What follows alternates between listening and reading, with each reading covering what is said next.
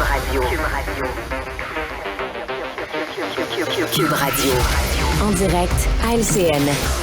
Alors, les premiers ministres des provinces et territoires ont reçu cette offre de Justin Trudeau. On va parler de leur réaction sous peu avec notre duo politique. Mais là, on attend le point de presse de Justin Trudeau directement de l'hôpital civique d'Ottawa. Ça ne devrait pas tarder, mais entre-temps, on va rejoindre Mario et Emmanuel. Donc, rencontre de travail assez expéditive sur les transferts en santé. Donc, si on fait nos calculs, 234 milliards de moins sur 10 ans par rapport aux demandes. Là.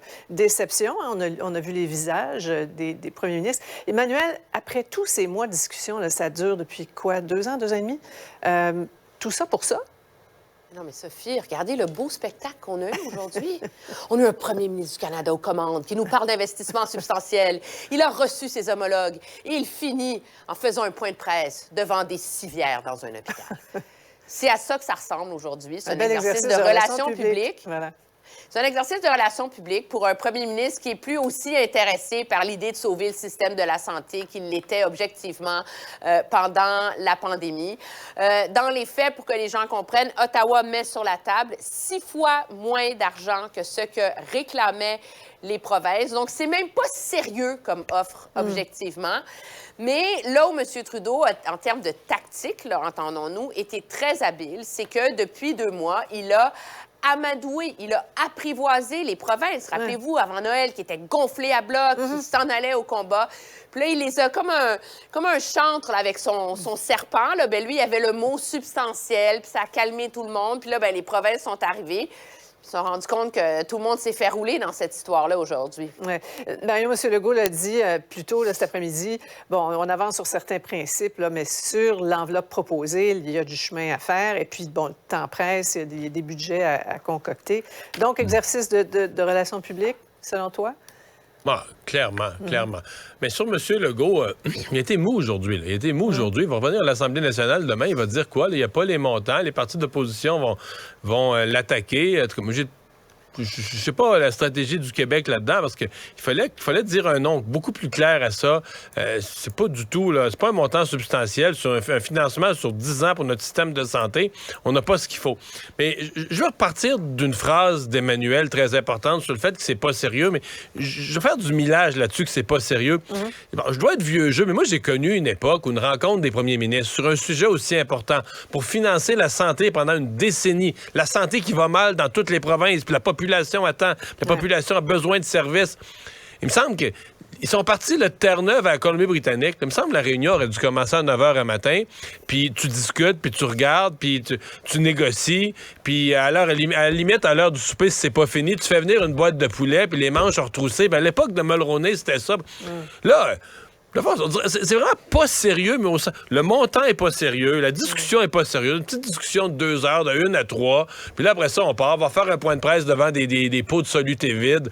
Je sais pas, là, je trouve que l'ensemble de ça, ça fait pas à la hauteur de ce que la population est en droit de s'attendre compte tenu de la gravité des enjeux, du monde malade qui attend. Je trouve que tout ça fait vraiment pas sérieux. C'est le mot que je retiens, moi. Oui, et on est aussi dans la fin d'une pandémie. En plus. Oui, mais ça intéresse plus, ça. Ouais. Ça fait longtemps, la pandémie, Sophie. Puis là, maintenant, on passe à la transition énergétique. On manque d'argent. Fait que c'est comme par épuisement, là. On fait le minimum, on donne un chèque. Maintenant, tout le monde va finir par signer. Ils le savent. Puis bon, dossier classé, merci, bonsoir. Ouais. C'est l'impression que ça donne. Bon, alors, on l'attend, M. Trudeau. Là, on va diffuser évidemment son point de presse en direct dès qu'on le voit. Dans tout ce contexte-là, Mario-Emmanuel, les pancartes électorales de la CAQ dans Saint-Henri-Sainte-Anne qui promettent des baisses d'impôts, est-ce que c'est une idée judicieuse, Emmanuel?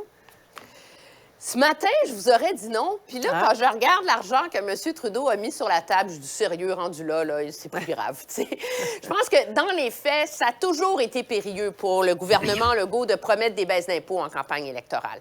C'est quand même 7,4 milliards de moins par année. 7,4 milliards de moins sur 4 ans là, dont il se prive pour financer ces baisses d'impôts-là. C'est sûr que c'est difficile d'aller crier famine du côté d'Ottawa. En même temps, objectivement, s'il faut que tout soit dans tout le temps, mais les gouvernements ne peuvent plus gouverner et faire des choix. Le financement de la santé puis les politiques fiscales devraient être séparés, surtout dans une province qui est quand même la plus imposée au pays. Là. Mario, curieux sens du timing ou non? Moi, j'ai vu une stratégie quand même de la CAQ pour dire, bon, dans le spectre politique, tu as une grosse bataille entre libéraux et solidaires, là, qui va être le plus à gauche, qui va être le plus multiculturaliste, puis le vrai défenseur des minorités, puis tout ça.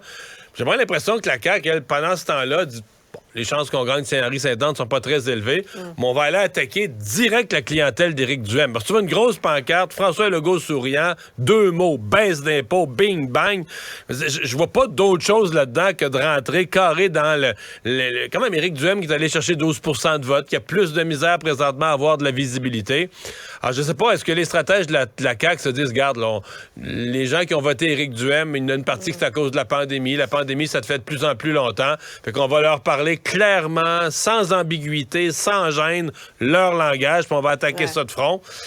Quitte à ce que ça rapporte pas dans Saint-Henri-Sainte-Anne, mais que le reste du Québec, les électeurs d'Éric Duhem dans tous les autres comtés du Québec vont voir ça, là. Ouais, fascinant, les stratégies politiques quand même. Là, vous allez nous expliquer des choses. On est plongé dans la... les comprendre. Je suis sûre que vous comprenez tout. On est dans la réforme de la loi sur les langues officielles à Ottawa. Les tensions au sein des libéraux sont palpables, de plus en plus publiques. Là. Vous allez voir ce gazouillis du député ontarien, là, Francis Drouin, qui tombe à bras raccourcis sur ses collègues de l'Ouest de Montréal. Le show de boucan mené par certains de mes collègues est honteux. Le Montréal Island n'a pas le monopole sur la politique linguistique du Canada. La désinformation n'a pas sa place dans ce débat. Manuel, il fait référence là, à 3 députés qui ont un peu l'air de nager à contre-courant de leur équipe, là. Qui nagent à contre-courant, qui torpillent le projet de loi de leur gouvernement et qui, dans les faits, le font avec l'accord de quelqu'un. Ces députés-là ne sont pas membres du comité qui étudie le projet de loi. Donc, il y a bien quelqu'un qui leur a donné la permission d'aller se pointer puis de voter sur des amendements. On parle de Mme Lambropoulos qu'on voit à l'écran. Oui, alors, objectivement, est-ce qu'on le fait par incompétence parce qu'on s'est dit, minorité linguistique, on va aller leur donner une petite séance à chacun? Ou on le fait finalement pour apaiser les colères au sein du caucus. Moi, je pense que ce qu'on n'avait pas vu venir, cependant, c'est la révolte des francophones hors Québec face à ces tactiques. Ouais. Mario, qu'est-ce que fait Justin Trudeau pendant ce temps-là? Où ça? Justin Trudeau laisse aller. Comme Emmanuel l'a dit, il y a quelqu'un qui a autorisé ces députés-là à aller mener une fronde là, anti-défense du français, etc. Parce que c'est à la fois contre leur propre loi sur les langues officielles, mais aussi beaucoup contre la loi 96, la loi 101, la Charte de la langue française. C'est une sortie anti-défense du français. Et j'ai beaucoup aimé le courage de ce député franco-ontarien là, qui est un francophone, qui est juste sur la frontière du Québec.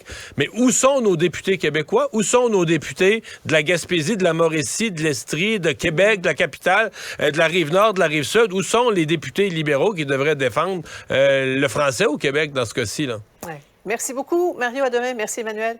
Au revoir. Bonne soirée. Au revoir. Ici, Foirier. Alors, c'est ce qui conclut l'émission.